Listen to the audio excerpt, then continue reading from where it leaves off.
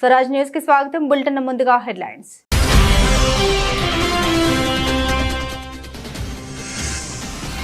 Quad శిఖరాగ్ర సదస్సులో పాల్గొన్న భారత ప్రధాని. వివాదాల్లో నిమగ్నమై ఉన్న చైనాపై పరోక్షంగా విమర్శలు గుప్పించిన మోదీ.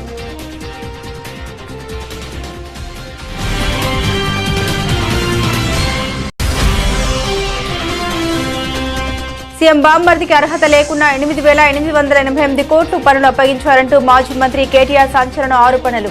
అధికారంలోకి వచ్చిన 3 నెలల్లోనే భారీ కుంభకోణానికి రేవంత్ పాల్పడ్డారని ధ్వజం.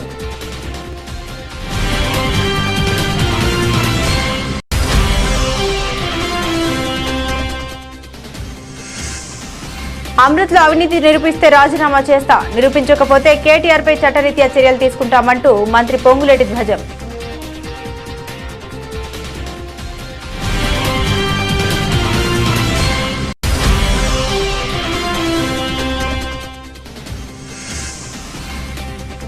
కుకట్పల్లిలో హైడ్రా కూల్చివేతలు, భారీగా పోలీసుల మోహరింపు.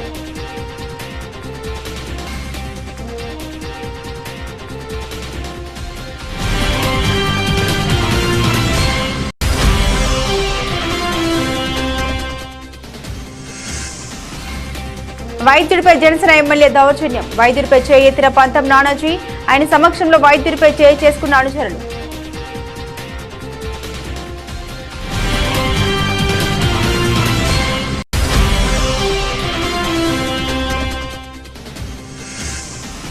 చెన్నై టెస్టులో 280 పరుగుల తేడాతో భారత్ ఘన విజయం. రెండో ఇన్నింగ్స్ లో 234 పరుగులకు బంగ్లా ఆలౌట్.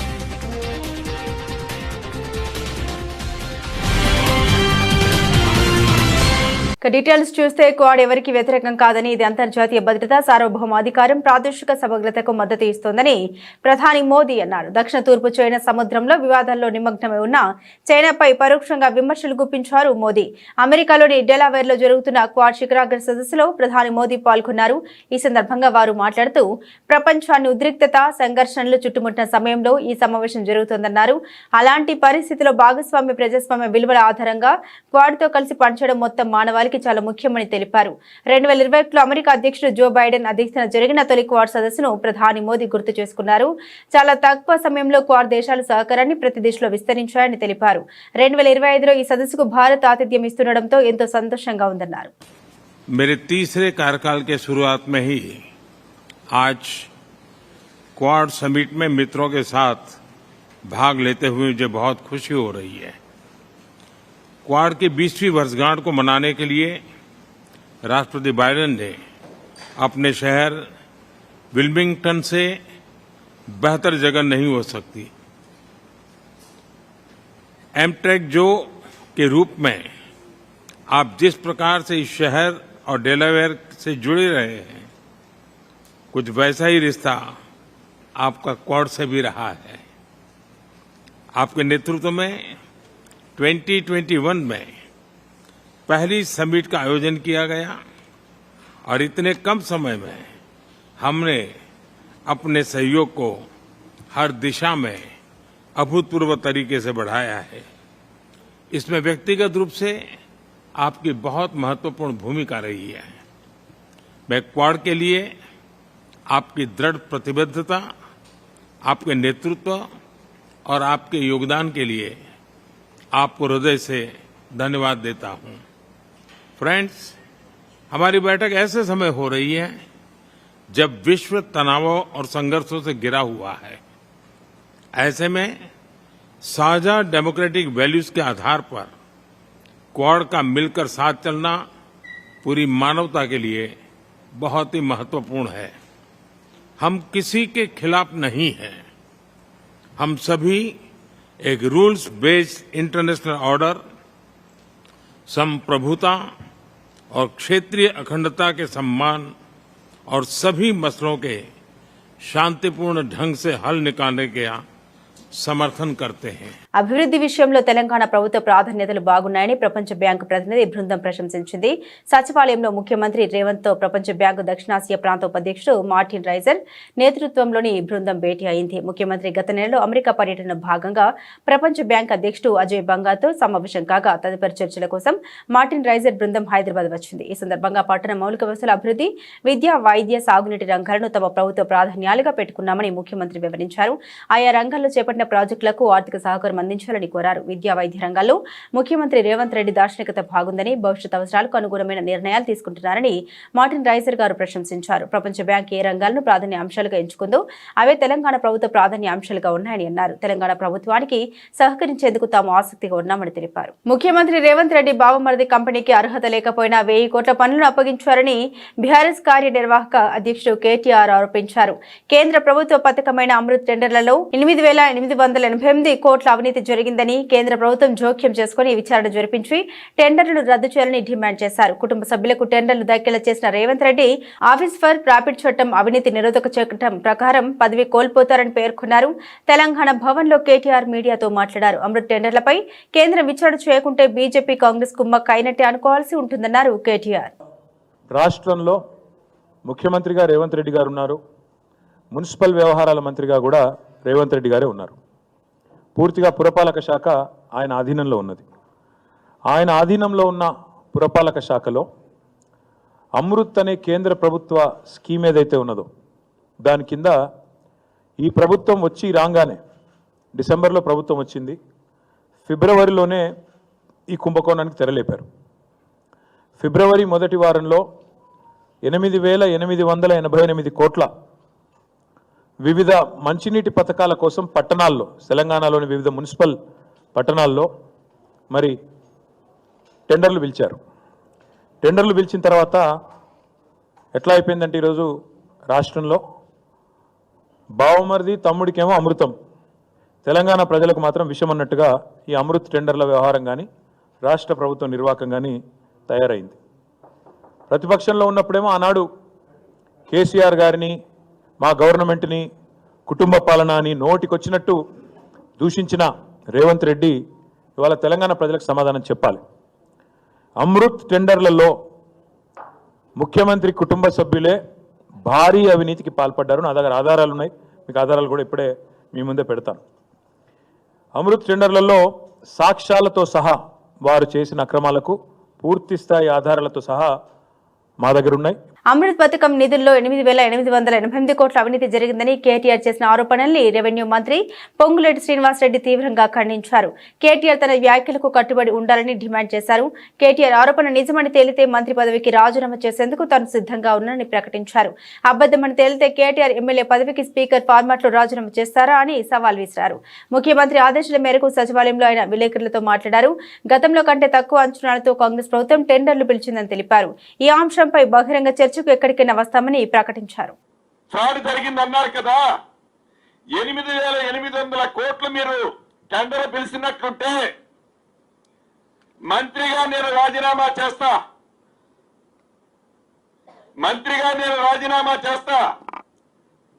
పిలవకుండా పిలిచిన టెండర్ వాల్యూ 3,516 కోట్లు 17 కోట్లు అయితే మీ శాసనసభ్యులందరినీ రాజీనామా చేయమనట్లా మీరు రాజీనామా చేయండి. శాసనసభ్యుడిగా రాజీనామా చేయమని ఛాలెంజ్ ఇస్తున్నా. అసలు అది అడ్మినిస్ట్రేషన్ శాంక్షన్. టెండర్ వాల్యూ 3,516 కోట్లు. అడ్మినిస్ట్రేషన్ శాంక్షన్ అంటే దాంట్లో ఉండే ట్యాక్సులు, వర్క్ కు సంబంధించి ట్యాక్సులు ఇతరత్రా కలిపే 5,385.05 కోట్లు ట్యాక్సులన్నీ కలిపి. కాంట్రాక్టుకు సంబంధించింది 3,515 కోట్లు.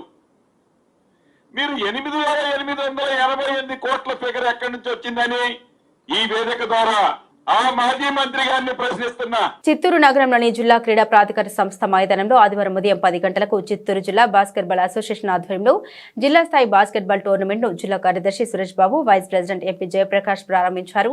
ఈ సందర్భంగా వారు మీడియాకు వెల్లడిస్తూ మొత్తం 42 టీంలు ఈ టోర్నమెంట్ లో పాల్గొంటున్నాయని తెలిపారు. ఇందులో జూనియర్, సీనియర్స్ అనే 2 కేటగిరీలు ఉంటాయని, మొదటి బహుమతి 3,000 రూపాయలు, రెండవ బహుమతి 2,000, మూడవ బహుమతి 1,000 అందజేస్తామన్నారు.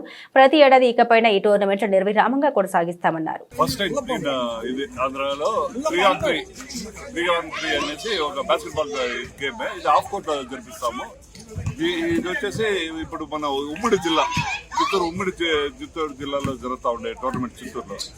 ఇది ఎవ్రీ ఇయర్ జరిపించాలనేసి ఒక ఇది. ఇప్పుడు మెన్ అండ్ జూనియర్స్ వరకు ఆడతారు. ఇది వచ్చేసి ఆల్మోస్ట్ 40 టీమ్స్ వచ్చి గేమ్ లో పార్టిసిపేట్ చేస్తా ఉంది. ఫస్ట్ ప్రైజ్ గాను 3,000, second prize 2,000, third prize 1,000 rupees ఇవ్వడం జరుగుతుంది. ఇదంతా for encouraging of children main ఈ బాస్కెట్బాల్ టోర్నమెంట్. ఎందుకంటే ఇప్పుడు వాస్ట్ గా బాస్కెట్బాల్ బాగా డెవలప్ అవుతుంది ఆల్మోస్ట్ అన్ని ప్లేసుల్లో. ఈ యొక్క డెవలప్మెంట్ కోసం అందరి పిల్లల్ని ఎంకరేజ్ చేసే దానికోసం ఈ యొక్క ఆర్టీసీ సిబ్బందిపై దాడికి పాల్పడితే కఠిన చర్యలు తీసుకుంటామని TGS RTC MD VC Sajjanar హెచ్చరించారు. కుషాయిగూడ డిపోకు చెందిన డ్రైవర్ గణేష్ పై ఇటీవల దాడి జరిగింది. తార్నాక ఆర్టీసీ ఆసుపత్రిలో చికిత్స పొందుతున్న అతన్ని సజ్జనార్ పరామర్శించారు. ఆయన ఆరోగ్య పరిస్థితిపై ఆరా తీశారు. సంస్థ తరపున అండగా ఉంటామని హామీ ఇచ్చారు. మెరుగైన వైద్య సహాయం అందించాలని వైద్యుల్ని కోరారు. అఫ్జల్గంజ్ నుండి గట్కేసర్ వైపునకు వెళ్తున్న మెట్రో బస్సులో గణేష్ డ్రైవర్ గా విధులు నిర్వర్తిస్తున్నాడు. నిన్న ఉస్మానియా యూనివర్సిటీ వై జంక్షన్ వద్ద కొంతమంది వ్యక్తులు అతనిపై దాడి చేశారు. 6 వ్యక్తులు కలిసి గణేష్ ను తీవ్రంగా కొట్టారు. అపస్మారక స్థితిలోకి వెళ్ల గణేష్ ను తార్నాక ఆర్టీసీ ఆసుపత్రిలో చేర్చి చికిత్స అందిస్తున్నారు. ఈ ఘటనపై సజ్జనార్ మాట్లాడుతూ ఈ విషయంలో తమ సిబ్బంది తప్పులేదని బైక్లపై వచ్చిన వారు ఉద్దేశపూర్వకంగానే దాడికి పాల్పడ్డారన్నారు. ఈ ఘటనపై ఫిర్యాదు చేసిన వెంటనే హైదరాబాద్ కమిషనరేట్ ఓయూ పోలీసులు స్పందించారని తెలిపారు. దుండగులపై పలు సెక్షన్ల కింద కేసు నమోదు చేసినట్లు తెలిపారు. తమ సిబ్బందిపై దాడి చేయడం బాధాకరమన్నారు. సిబ్బందిపై దాడికి పాల్పడితే యాజమాన్యం సహించదన్నారు. ప్రకాశం జిల్లా దోనకొండ మండలంలో మంగినపూడి గ్రామంలో ఇది మంచి ప్రభుత్వం కార్యక్రమంలో భాగంగా సచివాలయం మండల అధికారుల సమక్షంలో వెల్ఫేర్ అసిస్టెంట్స్ స్థానిక టీడీపీ నాయకులతో కలిసి ఎన్డీఏ కూటమి 100 రోజుల పాలనలో ప్రజలకు అందించిన సంక్షేమ పథకాలను వివరిస్తూ ఇంటింటికి వెళ్లి కరపత్రాలు పంచారు. ఈ కార్యక్రమానికి ముఖ్య అతిథిగా హాజరైన ఎన్డీఏ కూటమి కార్యదర్శి నియోజకవర్గ ఇన్ఛార్జ్ గొట్టిపాటి లక్ష్మి మాట్లాడారు. ఎన్డీఏ కూటమి ఇచ్చిన హామీల మేరకు పెంచిన పెన్షన్లను సీఎం నారా చంద్రబాబు నాయుడు అధికారంలోకి రాగానే అందించారని టీడీపీ నాయకులు కొనియాడారు. పేదల కడుపు నింపేందుకు అన్న క్యాంటీన్లు ప్రారంభించడంతో పాటు అతి త్వరలో ఉచిత గ్యాస్ సిలిండర్లు కూడా ఎన్డీఏ కూటమి ప్రభుత్వం అందించనుందని ప్రజలకు తెలియపరిచారు. తాను ఆరోపించిన దాంట్లో తప్పు జరగలేదని సిట్టింగ్ జడ్జితో విచారణ చేసి నిరూపిస్తే రాజకీయ సన్యాసం చేస్తామని మాజీ మంత్రి సిరిసిల్ల ఎమ్మెల్యే కేటీఆర్ మంత్రి పొంగులేటికి సవాల్ విసిరారు. ఈ విషయంపై ఆయన మాట్లాడుతూ ఒక మంత్రి తప్పు జరిగిందని నిరూపిస్తే రాజీనామా చేస్తారని బిల్డప్ ఇచ్చారన్నారు. మంత్రికి నిజంగా చిత్తశుద్ధి ఉంటే రండి, మీరు నేను హైకోర్టు సీజే దగ్గరికి పోదాం, వెంటనే సిట్టింగ్ జడ్జితోని ఎంక్వైరీ చేద్దామని కేటీఆర్ కోరారు. సిట్టింగ్ జడ్జి గారు గనక ఇందులో తప్పులు ఏం జరగలేదు అంటే తాను రాజకీయ సన్యాసం చేస్తానన్నారు. హైకోర్టు సీజే దగ్గరికి రావడానికి మంత్రికి ఉంది అంటే డేట్ టైం ఫిక్స్ చేయండి, ఇద్దరం కలిసి కేంద్రంలో ఉండే సెంట్రల్ విజిలెన్స్ కమిషనర్ దగ్గరికి వెళ్లి సివిసికి ఇద్దామన్నారు. ఇప్పటికైనా టెండర్లు రద్దు చేయాలని కేటీఆర్ డిమాండ్ చేశారు.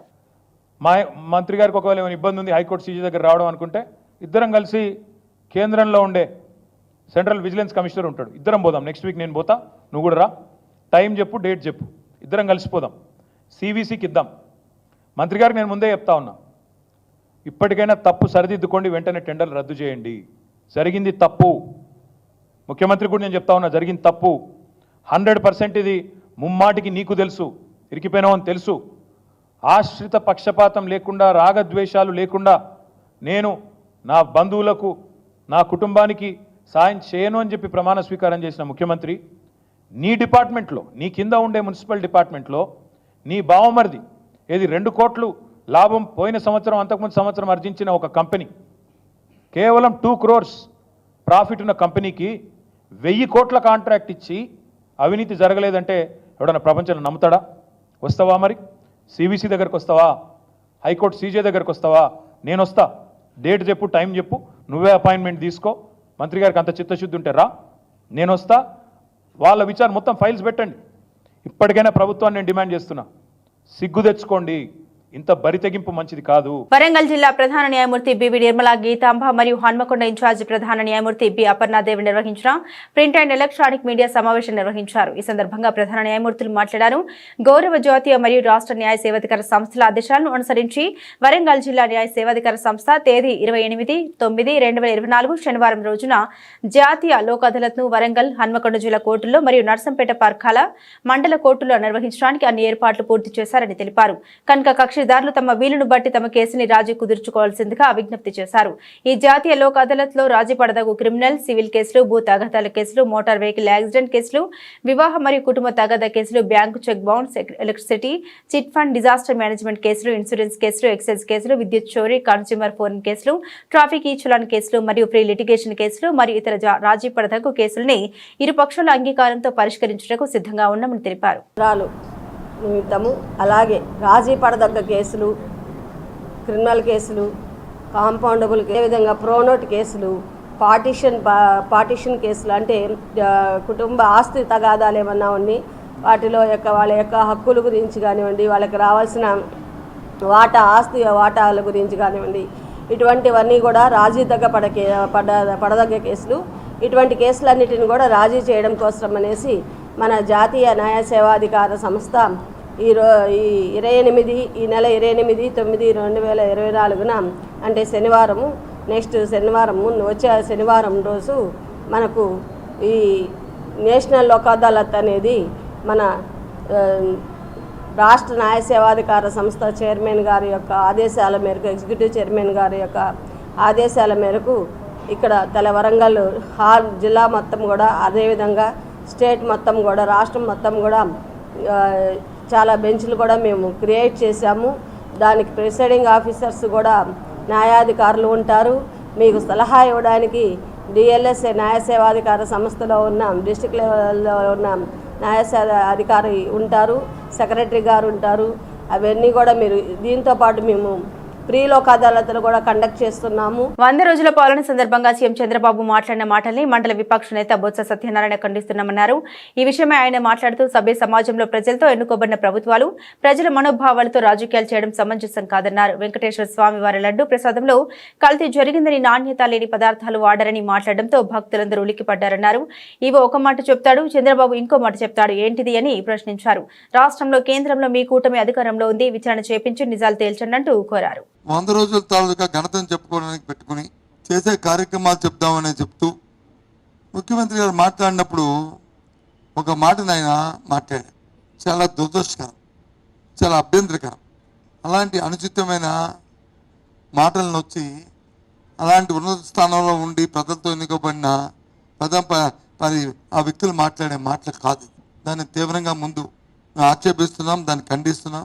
ఇలాంటివి సభ్య సమాజంలో ప్రజలతో ఎన్నుకోబడిన ప్రభుత్వాలు ప్రజల మనోభావాలతో ఇది రాజకీయాలు చేయడం అనేది సమంజసం కాదు.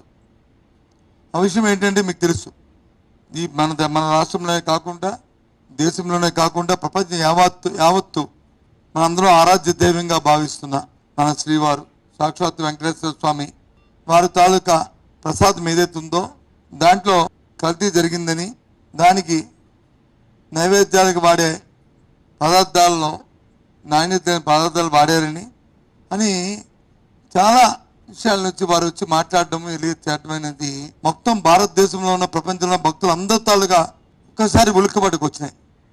దయచేసి దాంతోపాటు మనం అక్కడి నుంచి ఏ పార్టీలు ఇవ్వనియండి, దాని మీద వచ్చే చర్చబాదులు సోషల్ మీడియాలోనూ పత్రికల్లోనూ, ఇవాళ పత్రికలో చూస్తే ఇంకా అసభ్యంగా అసందర్భంగా దాని మీద వచ్చే రాతలు, ఇది సమంజసం కాదు. అధికారంలో ఉన్న వ్యక్తులు ఏదైనా ఆరోపణలు చేసినప్పుడు మీ చేత అధికారం ఉంది, మీరే అధికారం ఉన్న నాయకులు, రాష్ట్రంలో మీ కూటమే దేశంలో అధికారంలో ఉంది. ఎంక్వైరీ చేయండి, దాని విచారణ జరపండి, వాటిది ఫ్యాక్ట్ అనేది ఏమిటి నిజాలు తేల్చండి. తేల్చిన తర్వాత అది పెట్టి అప్పుడు మీరు మాట్లాడితే దానికి సంబంధించి ఉంటుంది. ఢిల్లీ ముఖ్యమంత్రిగా ఆతిషి ప్రమాణ స్వీకారం చేశారు. లెఫ్టినెంట్ గవర్నర్ వికే సక్సేనా ఆతిషితో ముఖ్యమంత్రిగా ప్రమాణ స్వీకారం చేయించారు. ఈ కార్యక్రమానికి ఆమ్ ఆద్మీ పార్టీ అధినేత మాజీ సీఎం అరవింద్ కేజ్రీవాల్ తదితరులు హాజరయ్యారు. గోపాల్ రాయ్, కైలాష్ గెహ్లాట్, సౌరభ్ భరద్వాజ్, ఇమ్రాన్ హుస్సేన్, ముఖేష్ అహ్లవత్ మంత్రులుగా ప్రమాణం చేశారు. ఢిల్లీ మద్యం పాలసీ కేసులో అరవింద్ కేజ్రీవాల్ అరెస్టు కావడం తెలిసిందే. కొన్ని నెలలు తీహార్ జైల్లో ఉన్న కేజ్రీవాల్ ఇటీవల బెయిల్ మీద విడుదలయ్యారు. జైలు నుండి విడుదలైన తర్వాత ఆయన తన ముఖ్యమంత్రి పదవికి రాజీనామా చేశారు. దీంతో అతిషి సీఎంగా ప్రమాణ స్వీకారం చేశారు. అతిషి కల్కాజీ నియోజకవర్గం నుండి ప్రాతినిధ్యం వహిస్తున్నారు. ఆమె ఇంతకు ముందు కేజ్రీవాల్ కేబినెట్ లో ఏకైక మహిళా మంత్రిగా పనిచేశారు. ఆ తర్వాత సెప్టెంబర్ 15న జరిగిన పార్టీ శాసనసభ్యుల సమావేశంలో ఆమ్ ఆద్మీ పార్టీ ఎమ్మెల్యేలు అతిషిని సీఎంగా ఏకగ్రీవంగా ఎన్నుకున్నారు. కాగా ఢిల్లీ సీఎం పీఠం ఎక్కిన అతి పిన్న వయస్కురాలిగా అతిషి ఘనత అందుకున్నారు. భాగ్యనగరం హైదరాబాద్ లో ఇవాళ మరోసారి హైడ్రా కూల్చివేతలు మొదలయ్యాయి. కుకట్పల్లి, అమీన్పూర్లలో మొత్తం 3 చోట్ల అక్రమ నిర్మాణాన్ని హైడ్రా అధికారులు కూల్చివేశారు. అయితే తమకు కనీసం నోటీసులు ఇవ్వకుండా ఇంట్లోని విలువైన వస్తువుల్ని కూడా బయటకు తీసుకెళ్లనివ్వకుండా కూల్చివేస్తున్నారంటూ పేదలు రోధిస్తున్నారు. కూల్చివేతల వద్ద కన్నీరు మున్నీరవుతున్నారు. నల్ల చెరువు ఆక్రమించి నిర్మాణాలు చేపట్టిన వారిని హైడ్రా అధికారులు కూల్చివేయగా తమకు ఎటువంటి నోటీసులు ఇవ్వకుండా కూల్చేస్తున్నారంటూ బాధితులు చెబుతున్నారు. కనీసం సామాన్లు కూడా తీసుకునివ్వలేదని ఆవేదన వ్యక్తపరుస్తున్నారు. 50 లక్షలు పెట్టి ఫుడ్ క్యాటరింగ్ స్టాల్ ను కట్టుకున్నానంటూ ఓ బాధితుడు విలపించాడు. కుకట్పల్లి శాంతినగర్ లో బాధితుల రోదనలు మిన్నంటాయి. కాగా ఈ ప్రాంతంలో 20కి పైగా కమర్షియల్ షట్టర్లు నేలమట్టమయ్యాయి. పేదల పట్ల హైడ్రా కర్కశంగా వ్యవహరిస్తూ ఉందంటూ విమర్శలు వ్యక్తమవుతున్నాయి. పెద్దలకు నోటీసులు ఇచ్చి టైం ఇస్తున్న హైడ్రా అధికారులు పేదల పట్ల మాత్రం కనికరం లేకుండా వ్యవహరిస్తున్నారనే ఆరోపణలు వ్యక్తమవుతున్నాయి. చిన్న చిన్న వ్యాపారాలు చేసుకుంటున్న తమకు కనీసం టైం ఇవ్వకుండా ఆస్తితో పాటు అందులో ఉన్న వస్తువుల్ని సైతం నాశనం చేస్తున్నారని ఆగ్రహం వ్యక్తం చేస్తున్నారు. మా నిర్మాణాలు కూల్చే ముందు మమ్మల్ని చంపేయండి అంటూ కొందరు బాధితులు ఏడవడం కనిపించింది. విలువైన సామాన్లు కూడా బయటకు తీసుకోకుండా ఏమాత్రం సమయం ఇవ్వకుండా కూల్చివేతలు చేస్తున్నారని ఆందోళన వ్యక్తం చేస్తున్నారు.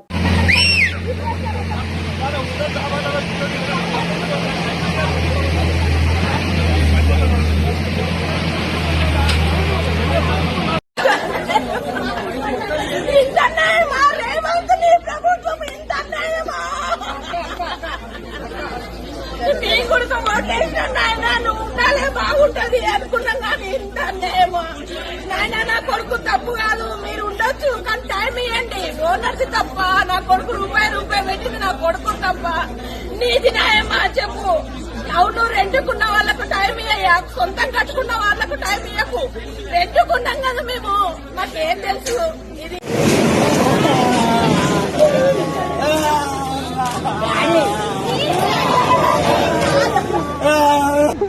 ఒక్కటి పనికి రాకుండా చేశాడు తెలుసా. నాకు అసలు బూతులే రాకుండా కనీసం సామాన్యంగా పనికి వస్తుంది కదా, సామాన్ కోసం మనం మాట్లాడుతున్నాం కదా. కాకినాడ రూరల్ జనసేన ఎమ్మెల్యే పంతం నానాజీ అనుచరులు రంగరాయ వైద్య కళాశాల ఆర్ఎంసీ వైద్యుడు డాక్టర్ ఉమా మహేశ్వరరావుపై దౌర్జన్యం చేయడం, ఆయన దుర్భాషలు ఆడడం తీవ్ర సంచలనమైంది.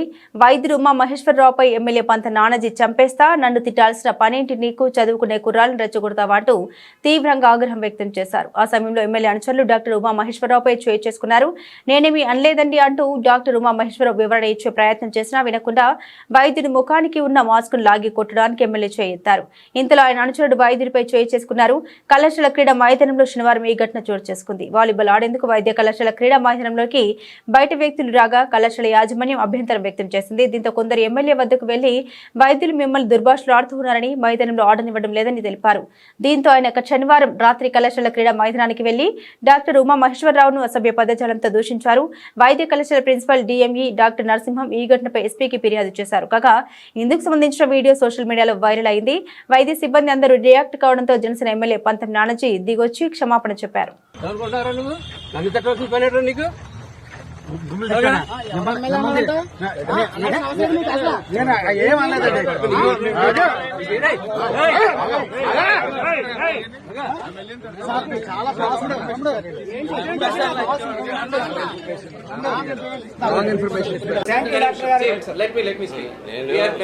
కేసు ఫైల్ చేయొద్దని కూడా అడగట్లేదు. జరిగింది నేను డాక్టర్ జాతిని కానీ ఇంకో జాతి కానీ ఉద్దేశించి నేను మాట్లాడలేదు. అలా ఎవరితోటి ఎప్పుడు ప్రవర్తించలేదు.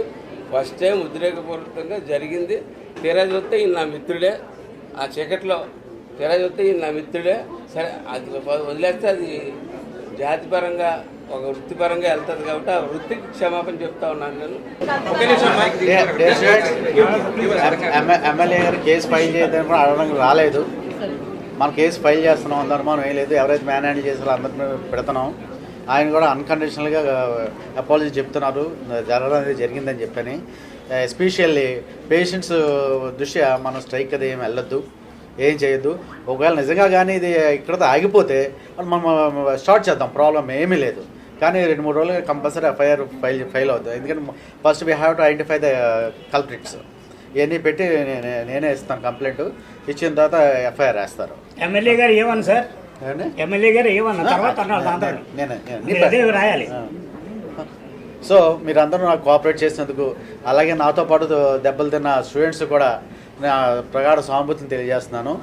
ఎమ్మెల్యే గారిని నేనైతే నాకు పర్సనల్ కోపం అయితే ఏమీ లేదు, కానీ ఆయన 10 మంది మధ్యలో చేసిన పద్ధతి బాగాలేదు అంతే.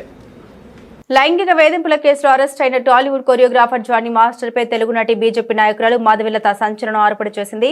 జానీ అనే వాడికి కొంతమంది సపోర్ట్ చేస్తున్నారని, అందులో జనసేన నాయకుడు నటుడు నాగబాబు కూడా ఉన్నారన్నారు. నాగబాబు గారు, మీకు కూడా ఒక కూతురు ఉంది, మీరు ఇలా మాట్లాడడం సరికాదని, మీ అమ్మాయి కంటే చిన్నపిల్ల, ఇంకా అమ్మాయి జానీ అనేవాడు మీ వరకు మంచి వ్యక్తి కావచ్చు, కానీ ఆ అమ్మాయి విషయం వచ్చేసరికి మంచి వ్యక్తి కాడు, సాక్ష్యంగా తానున్నానని మాధవిలత చెప్పుకొచ్చారు.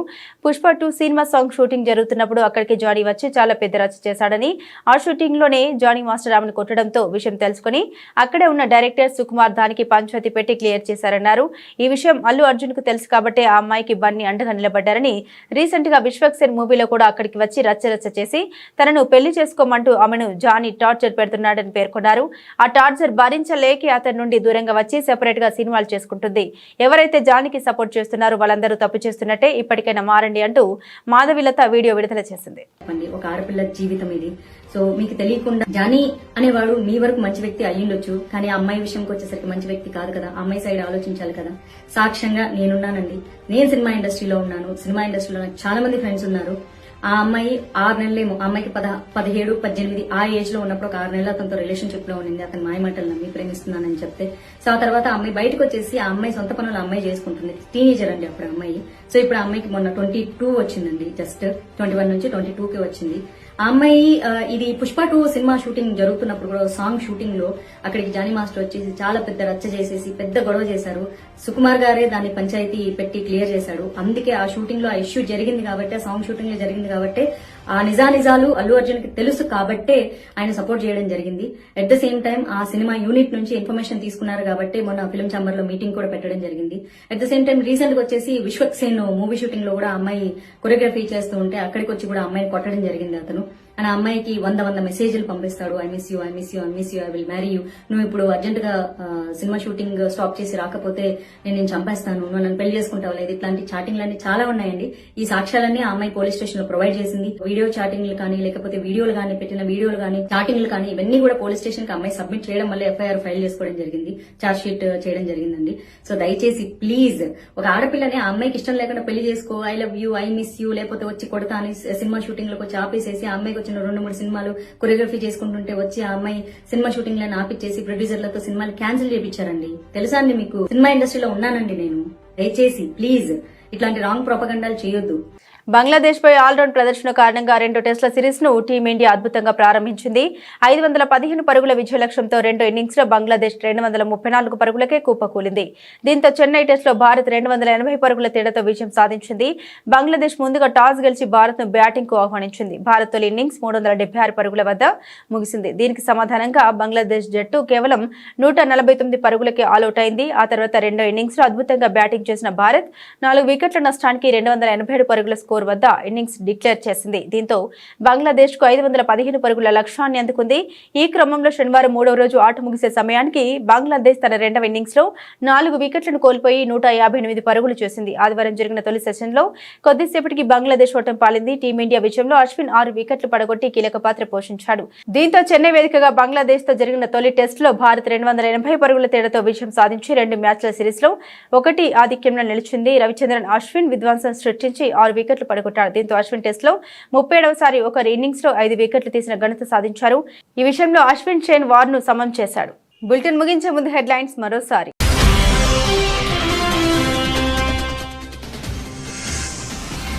క్వాడ్ శిఖరాగ్ర సదస్సులో పాల్గొన్న భారత ప్రధాని.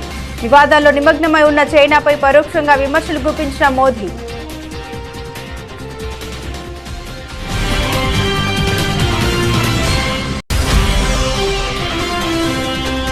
సీఎం బామ్మర్దికి అర్హత లేకున్నా 8,888 కోట్లు పనులు అప్పగించారంటూ మాజీ మంత్రి కేటీఆర్ సంచలన ఆరోపణలు. అధికారంలోకి వచ్చిన 3 నెలల్లోనే భారీ కుంభకోణానికి రేవంత్ పాల్పడ్డారని ధ్వజం.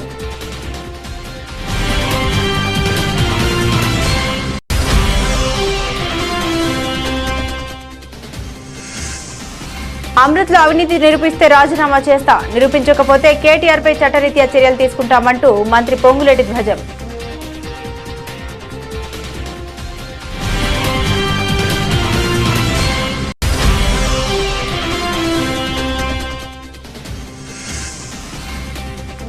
కుకట్పల్లిలో హైడ్రా కూల్చివేతలు, భారీగా పోలీసుల మోహరింపు.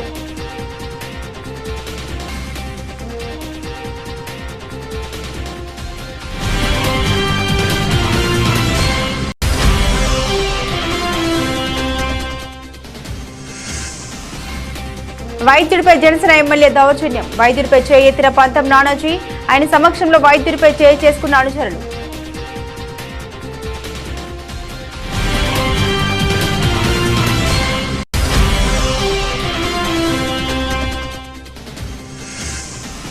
చెన్నై టెస్ట్లో 280 పరుగుల తేడాతో భారత్ ఘన విజయం.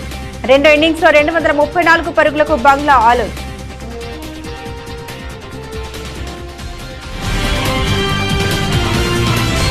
ఇవి ఈ బులెటిన్లోని విశేషాలు. తిరిగి మరో బులెటిన్తో మళ్ళీ కలుసుకుందాం. అంతవరకు సెలవు, నమస్కారం.